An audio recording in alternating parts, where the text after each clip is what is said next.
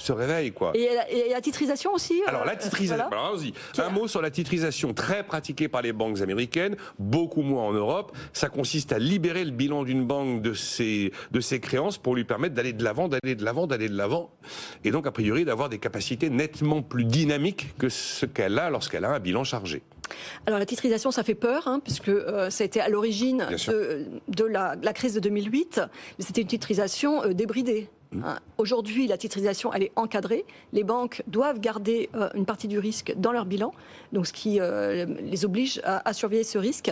Maintenant, en Europe, nous avons un financement de l'économie qui passe essentiellement par le secteur bancaire. Justement.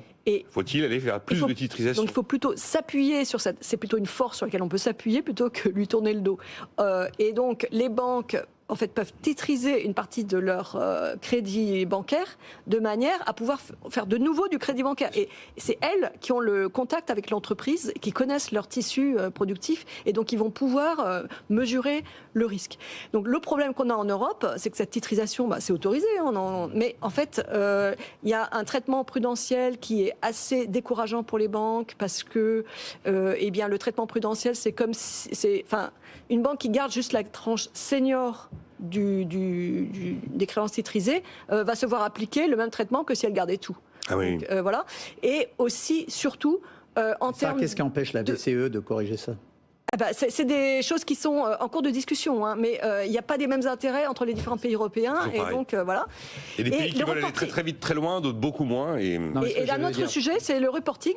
On demande aux banques qui titrisent une quantité d'informations énorme. Et nous, on sait à la Banque de France, puisqu'on récupère cette information pour noter les créances titrisées pour après, éventuellement, les utiliser comme collatéral pour les opérations de politique monétaire.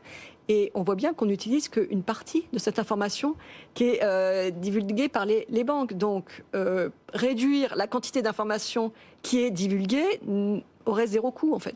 D'ailleurs, la France a demandé que les règles de risque imposées par Bâle III soient reportées à 2027. C'est une demande qui a 48 heures. Ça, c'est autre chose. Oui, mais on est sur l'idée que le prudentiel est